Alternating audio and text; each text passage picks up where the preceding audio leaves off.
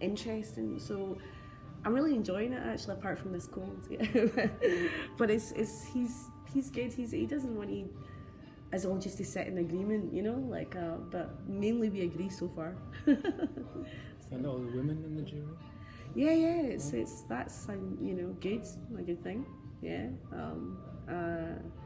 Yeah, I don't know what you say, but it's good. It's great, Yeah. When you were thinking of Joaquin for your last film, Yeah. was James's films reference points for you to sort of discover the actor before meeting him in person? No, weirdly, not. Although he's been great in James's movies and stuff. It was more. I don't know. I just kind of felt. It's weird for me because sometimes it's just about how a person kind of feels or looks, or he's got a kind of femininity about him as well. He's never done an action thing. Yeah, that was interesting. Neither have I. And so we were exploring this thing together, which was really interesting. And he came 2 months before. Yeah, so that's kind of crazy.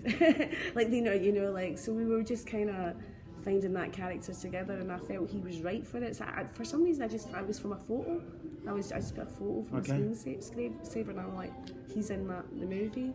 But then, getting Joaquin Phoenix is a different thing from from thinking he's in your movie, But from the beginning, that was the first time I really thought of an actor right from the start. Yeah, and it was from a photo rather than a film. Yeah. Somebody mentioned horror. Horror, yeah. Is that something you were interested in exploring? Yeah, I'm interested in filmmaking, I suppose I've made kind of horror films in some ways, the last two, I think The Shining is an amazing film, but it's a film about marital breakdown, so I think genre is an interesting way to explore the psychology of the characters. Yeah, Kevin in some way was quite, I remember really feeling scared for her. Yeah. In it, and sort of that situation. Yeah, it's funny with Kevin because a lot of people are like, God, it's so. They did read it a bit like a horror movie, or it had violence, but a lot of stuff isn't shown. I'm like, what do you see? And she's an unreliable narrator anyhow. So, I'm interested in making films whether it's a horror film, comedy is a hard thing to do, But I'm just interested in people, and characters, and maybe the next one will be a horror movie. I don't know, I'm writing right now, I know you kind of set the internet ablaze with. I think I was being a bit facetious and saying something stupid probably because I wrote 160 pages in the summer, and it was becoming this thing. I watched documentaries every day. What documentaries? Everything ranging from the internet's own boy, the Aaron Swartz that was really interesting, and just about the environment, about corruption, that probably bleeds into some of the work, and so I started writing a film about a kind of pioneering women photographer, and it started becoming more and more about the kind of world that's crashing around her, So I don't know what that'll be yet because I wrote it 160 pages, but I didn't look back. I just wrote it, and so maybe I'll read it and think it's rubbish. I don't know, But anyway, some things are coming in. I think that are. Is it based on a specific photographer? No. It's just an original idea. Yeah. It's set in the. I used to be a photographer, so maybe I'm just interested in that. But is it set during the present day, or? It's maybe get some time travel. I don't know what to say. I'm not gonna.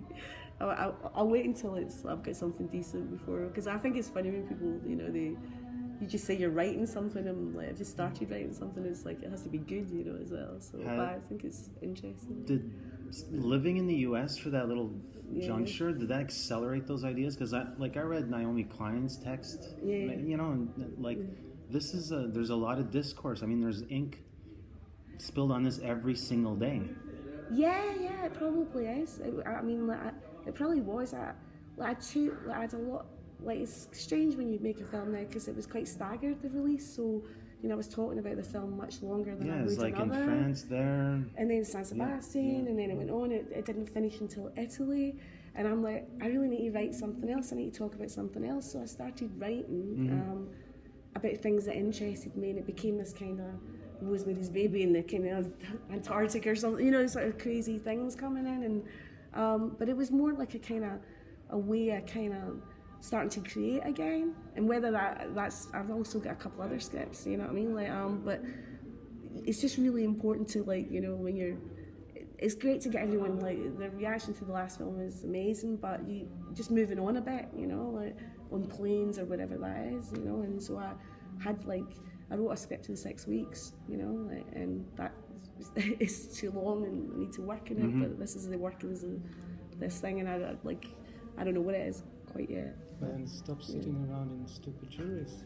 Yeah. No, you're absolutely right. And I wouldn't normally sit around in stupid juries. I don't actually do that many juries. How does that happen? Did they call you?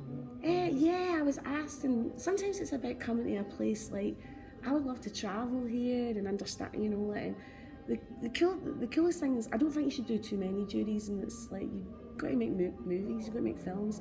But what's great is when you see great work, you know, and to me, like, some filmmakers say they get depressed when they see good films because it makes them feel bad. For me, it's like, it makes me feel brilliant. It makes me feel like I want to go make another film. I saw Roma in Mexico and I was like, wow, you know, and how can get to make a movie like that these days, and it's great that he did that, you know, and showed it himself, and the mise en scène is phenomenal, you know.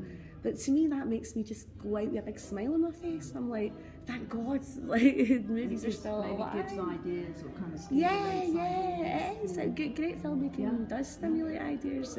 It's depressing when you see shit filmmaking, you know, like, you think that people think that's good, you know what I mean, or their standards go down a lot, and especially now, I mean, it's such, you know, And as a filmmaker, banality is celebrated, you know. Sorry, go on. Yeah. and as a filmmaker who thinks in strong images, do you respond to other films with strong images? Or? Yeah, I just respond to great, like, you know, filmmakers like that use the medium really well. I mean, one thing about going back to Roma again, because I think it's the best film I've seen for a while, was the sound. You know, it's just amazing. It's mixed in Atmos and just how immersed I felt in it. I felt I was in the movie. I love feeling in the movie, and, like, you know.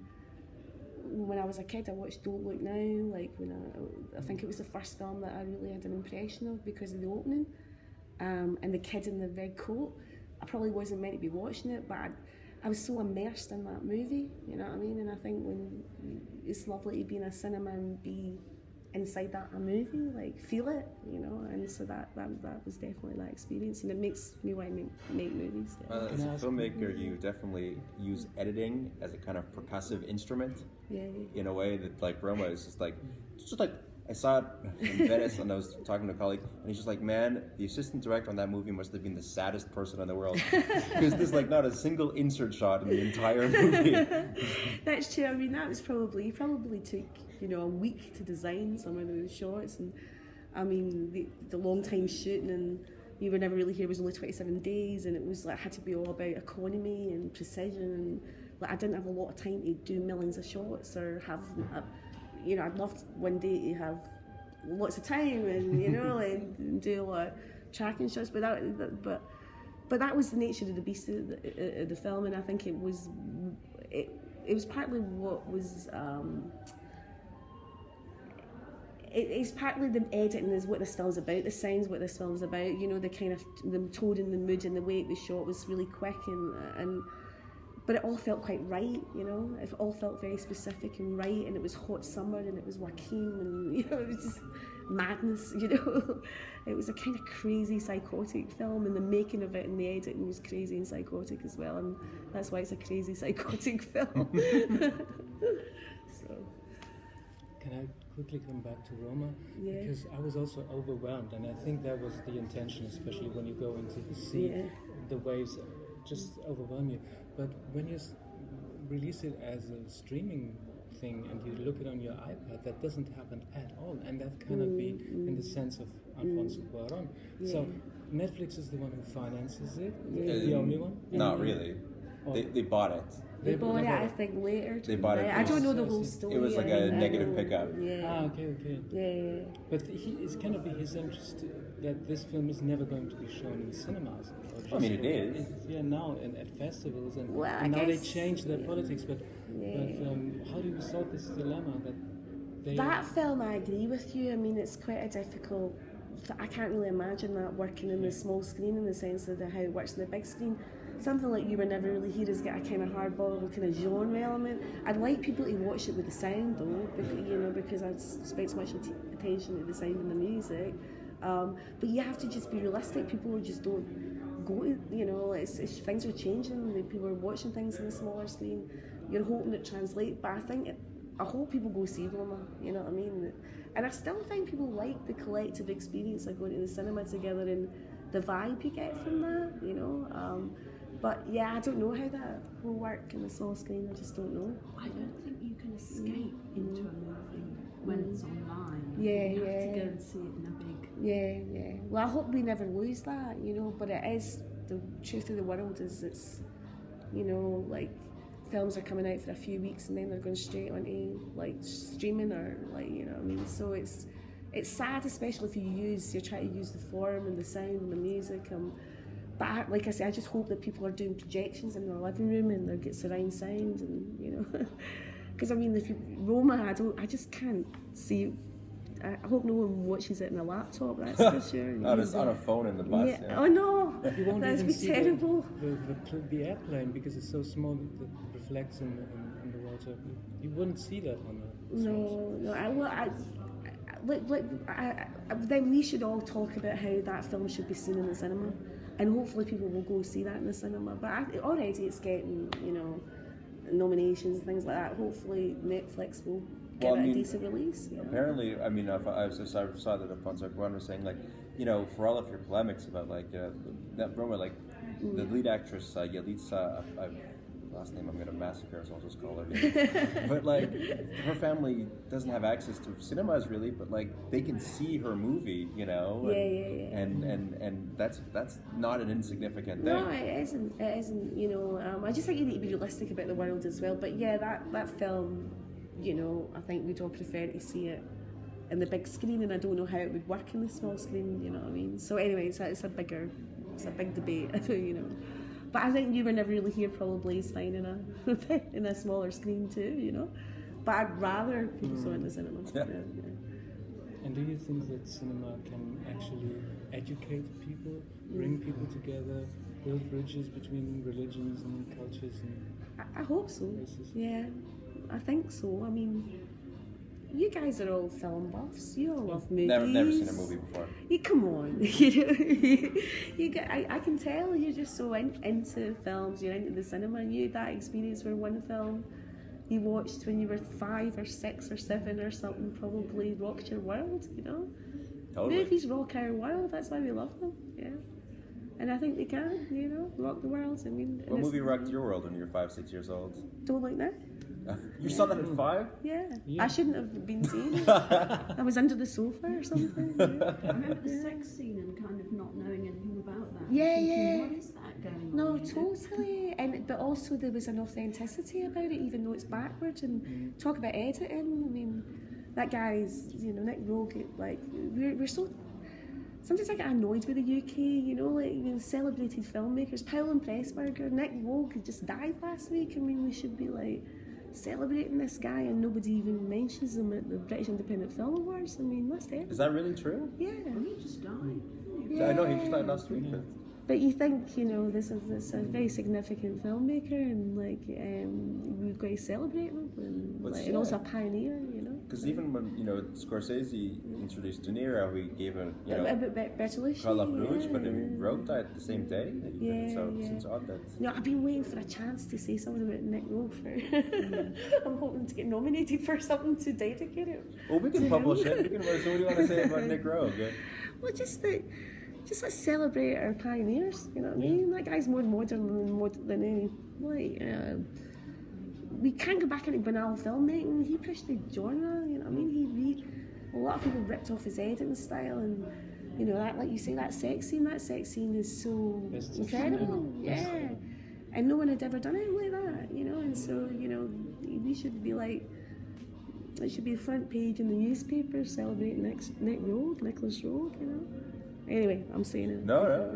Do you think that the experience of having your little one has changed Yeah. your style?